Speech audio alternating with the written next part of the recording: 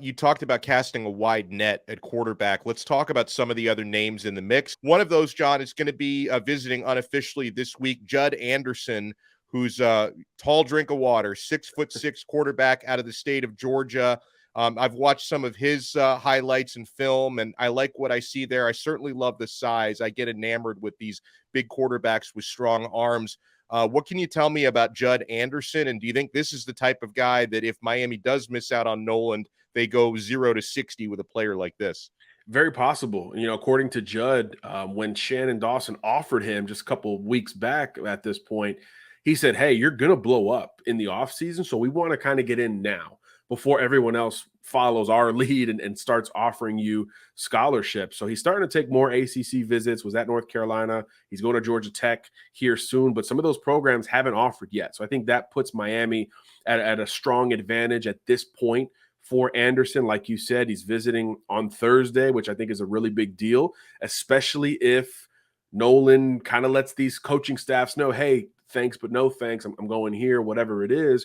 I think you could start to see pressure, and that's great timing for Miami to have Anderson on campus. And I think he profiles interestingly, not just because he's this 6'6" quarterback with a big arm, as you might expect with that type of frame, but great basketball player, double-double guy. So he's got some real athleticism to his game as well that I think is so intriguing. And he thinks, Judd in this case, he thinks that has slowed down his recruitment a little bit, just to focus on basketball. The day Miami offered, he had a Final Four high school playoff game to play on the hardwood that night. So he had a heck of a day that day. So I think he's kind of worried from a time perspective that he's dedicated so much of it to basketball that it's stunted some of his football recruiting ceiling. But I do think this time of year is when quarterbacks like this, especially with others coming off the board like Nolan and some of these others, they start to hear a lot more from schools in general. So it's a great time for Miami to have, one, already offered, and two, to be hosting him for a visit to sort of build a theoretical lead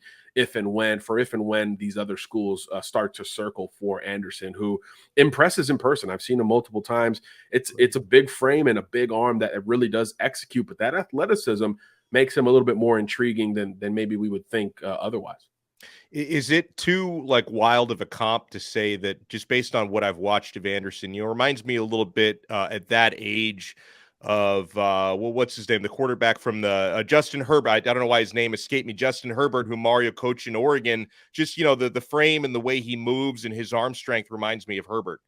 Yeah, I mean, my goodness, that'd be a heck of a comparison if Mario wanted to translate that over to Judd. I would imagine that Yeah. would really kind of light him up, from an excitement standpoint. But yeah, there's a lot of power in that right arm. I think Herbert probably moves better than Anderson at this point, but remember, Herbert wasn't this no-brainer top 5, Elite 11 quarterback type recruit either, because he was tucked away in Oregon, a lot of upside, and people were just kind of curious about how he would physically develop, and now he's the specimen in the NFL.